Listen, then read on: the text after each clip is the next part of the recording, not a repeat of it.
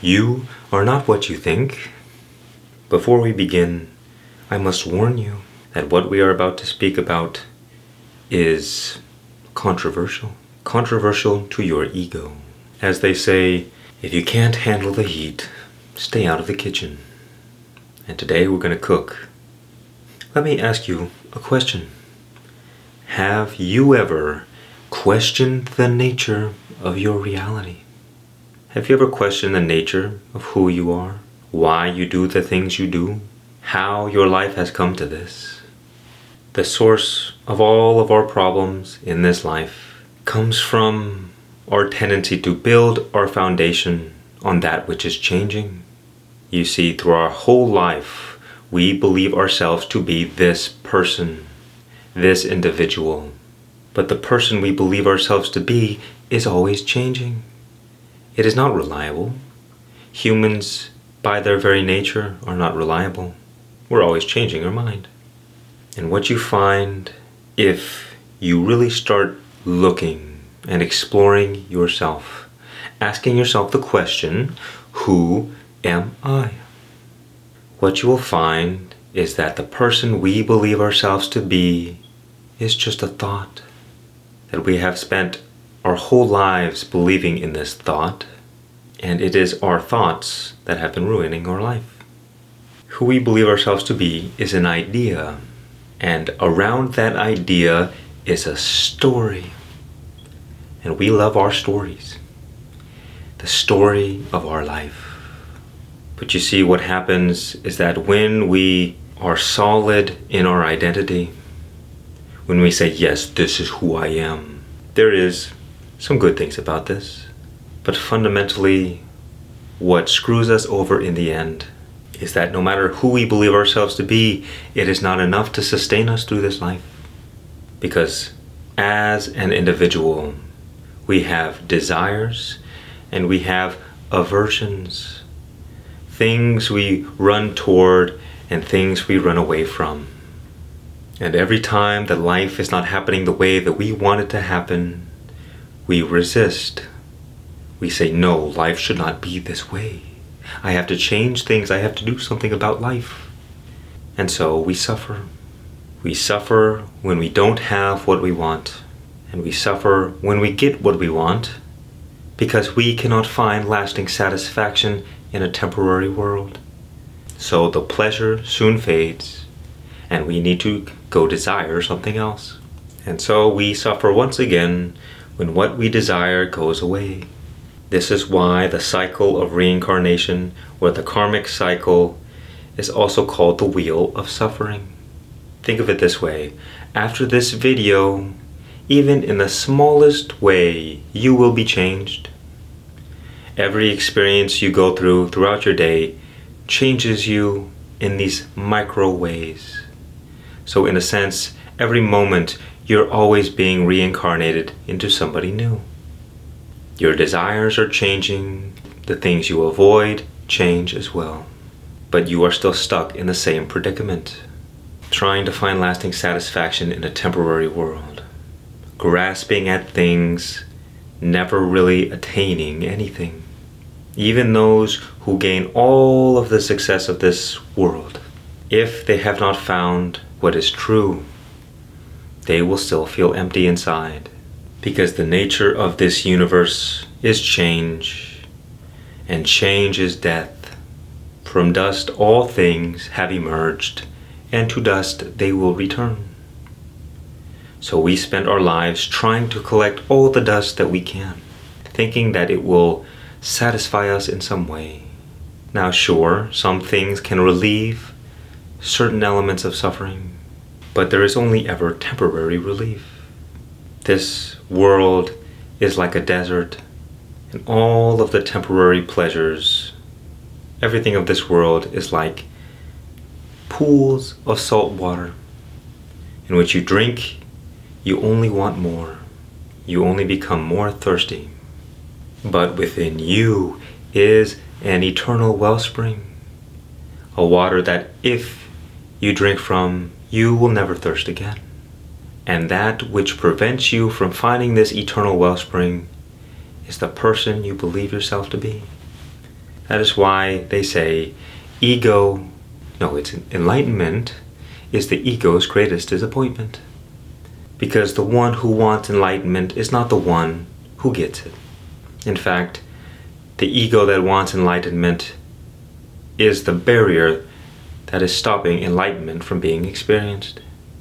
You see, one day, so long as we have built the foundation of our life, believing that we are a person, our world will inevitably come crashing down.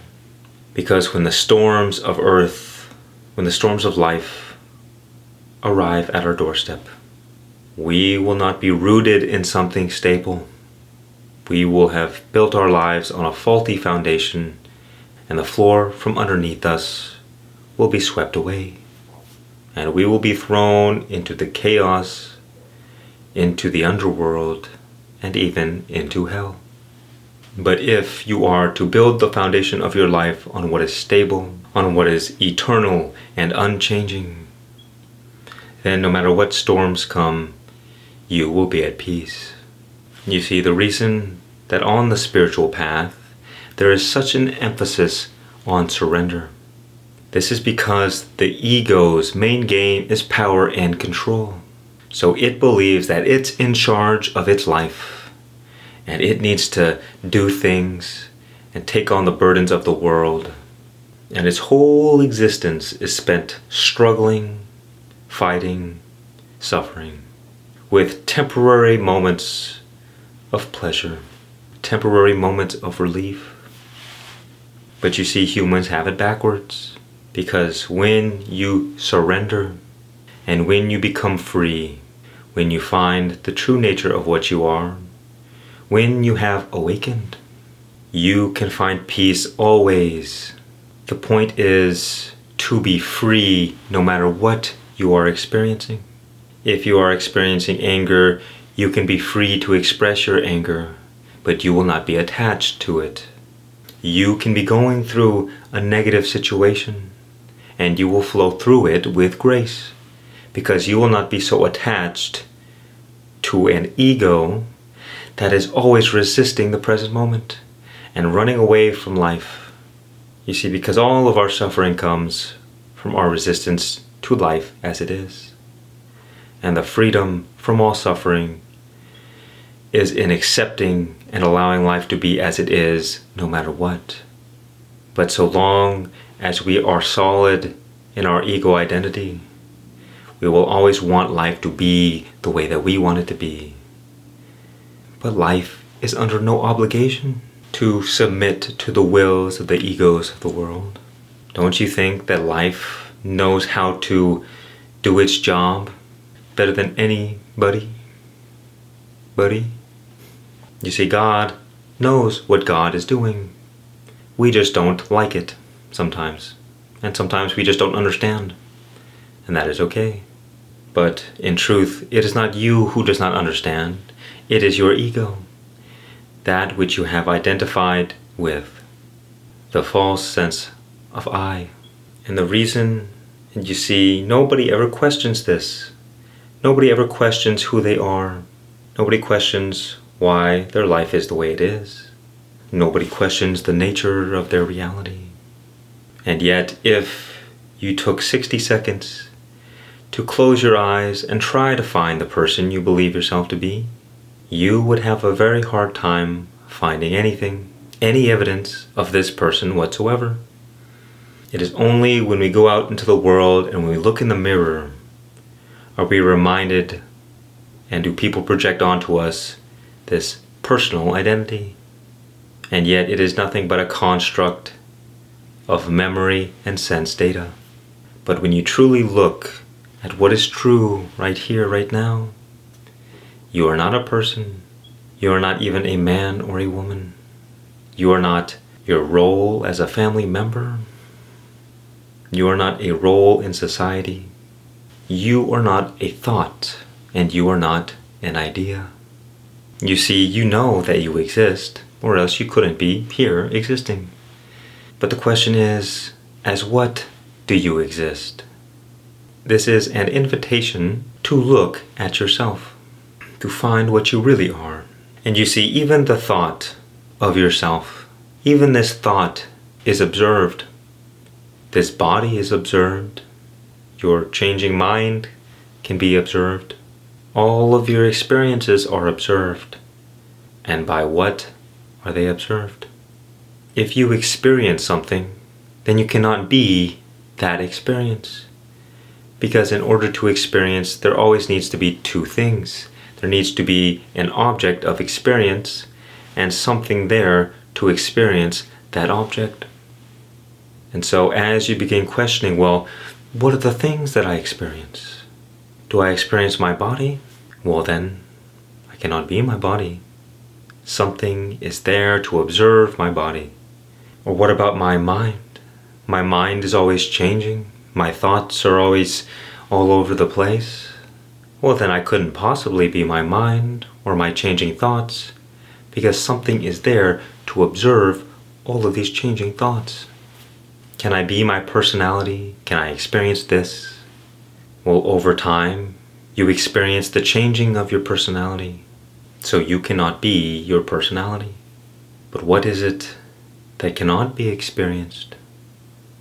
You see, the key to understanding the true nature of what you are is to, in this moment, from a first-hand experience, discover your position in reality.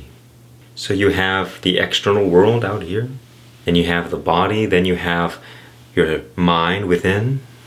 What is deeper than the mind? What is deeper than thoughts? You see, one hint, as we've discussed, is in the difference between the changing and the unchanging. Once you find what is unchanging, you find what is eternal. And what you might notice, if you close your eyes and listen, if you pay attention around you at all times, is a vast ocean of silence, great big space, and emptiness. You can sense the space around you. And as you are aware of this space, if in the same moment you turn your awareness towards your body, what you will find is that in you there is also a space, the exact same space that is around you, an inner spaciousness. And this space is eternal. Tomorrow, if you do this exercise, there will still be the same inner spaciousness. So to 100 years from now, it will still be the same. And it is the same in you as it is in me. That is the first key to discovering what we are in truth. And what you may find is that within this space is a presence. And this presence is the sensation that you exist. It's the life force flowing through you. And this life force, even this inner spaciousness, is the radiance of your true nature, what is called consciousness. The presence that is experienced, this life force, is like the light and the heat emanating from the sun. And just the same as the outer silence and the outer space, this inner spaciousness too radiates an inner silence. And in this inner silence, that which is the foundation of what you are, is an everlasting peace that never goes away. And once you recognize this peace, it stays with you forever, no matter what you experience. The only thing that happens is that you might temporarily get distracted by the noise of the world, and it may feel that you lose this peace. But remember, the space, the silence, the stillness within you is eternal. And this I call your safe space. So whenever you are going through a difficult experience or are experiencing suffering or struggle, take your mind off the world and return it to this inner spaciousness. Return it to the radiance of what you are. Because the moment you discover what you are free from your suffering. But you must explore and discover it for yourself. And the first sign that you have found something is this everlasting peace.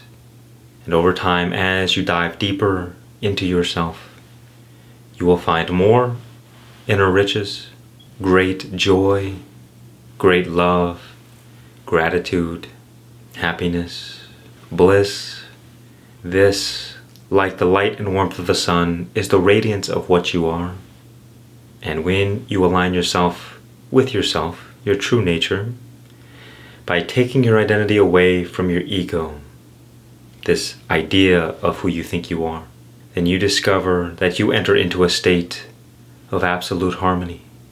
Many of your problems begin going away, and you begin experiencing a life that is truly worth living.